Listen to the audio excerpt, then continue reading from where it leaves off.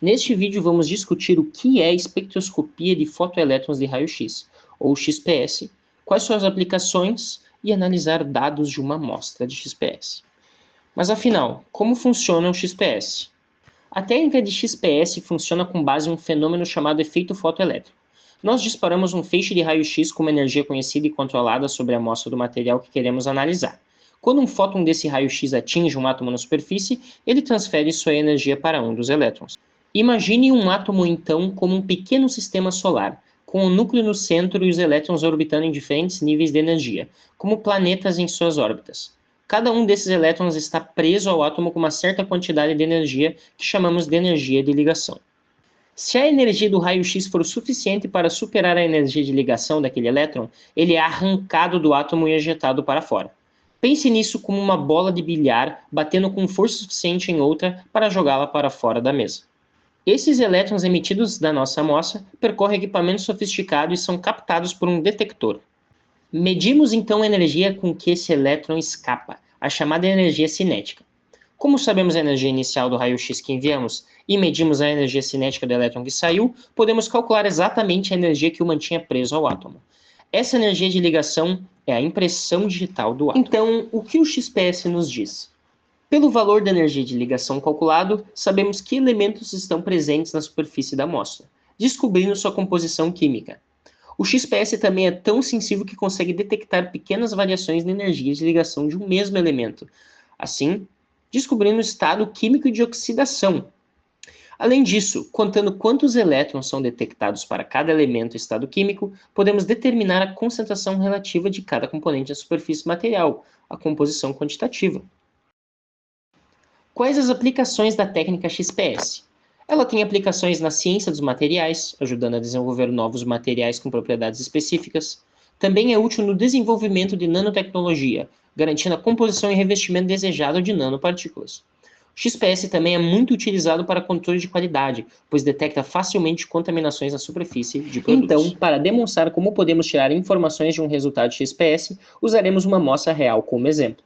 O resultado de uma análise de XPS pode ser representado em um gráfico de energia de ligação dos elétrons versus o número de elétrons de tal energia que chegam no detector.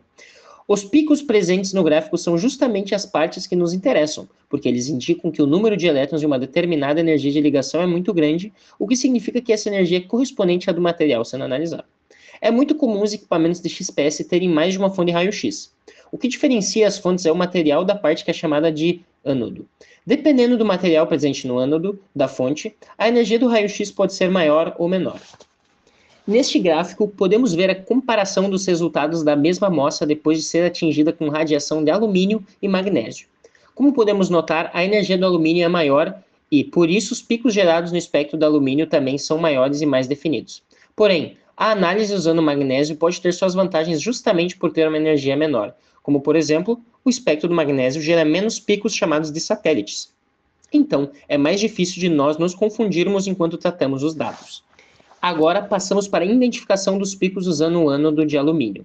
Cada elemento possui as suas energias de ligação definida, formando a sua impressão digital nos picos do resultado. Com o auxílio de tabelas, podemos entender o que cada pico significa. Com base nas posições dos picos, já sabemos que os elementos presentes na amostra são oxigênio, silício, carbono e hafnio. Comparando os resultados do alumínio com os do magnésio, podemos ver que os picos têm um tamanho muito menor e alguns até sumiram. Mas os picos principais continuam lá nas mesmas posições de antes. Agora que já sabemos quais elementos tem na amostra, queremos saber quanto nós temos de cada elemento. Essa informação vai ser muito útil, porque o nosso interesse é descobrir quais moléculas estão na nossa amostra. Este processo é chamado de cálculo estequiométrico. Para as duas análises, nós podemos escolher os maiores picos para cada um dos átomos. Quanto maior a intensidade do pico, mais elétrons foram ejetados naquela energia. Mas isso não é diretamente proporcional à quantidade de átomos daquele elemento presente na amostra. Isso acontece porque alguns elétrons são mais fáceis de se arrancar do que outros. Um elétron que está numa camada de menor energia, mais perto do núcleo, vai ser muito mais difícil de arrancar do que um elétron que está nas camadas de maior energia. Para corrigir esse efeito é criado um fator de sensibilidade, chamado de SX. Quando a gente divide a intensidade do pico pelo S de x, nós corrigimos esse fato de os elétrons de um elemento serem mais proeminentes do que os outros. Aí, podemos calcular a proporção de cada elemento na amostra. Se usarmos os resultados da amostra analisada com alumínio, temos 7,13% de hafnio, 34,73% de oxigênio, 35,91% de carbono e 22,24% de silício. Com base nessas informações, podemos propor que a molécula principal na amostra é o silicato de hafnio, que uma molécula tem um átomo de hafnio, um de silício e 4 de oxigênio. Sobram quantidades de silício e oxigênio, mas podemos tranquilamente supor que eles estão ligados em outros compostos, que podem ser do material ou contaminações. Por exemplo, toda amostra que fica exposta ao ar por algum tempo acaba tendo carbono na sua superfície. Esse carbono vem das moléculas do próprio ar, por isso é muito difícil não detectarmos o carbono.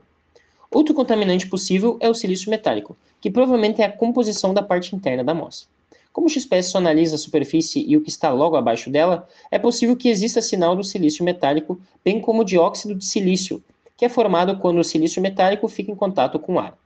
Por último, vale lembrar que, para ter certeza de quais são todos os contaminantes da amostra, seria necessário fazer análises de alta resolução. Por isso, essas são só possibilidades.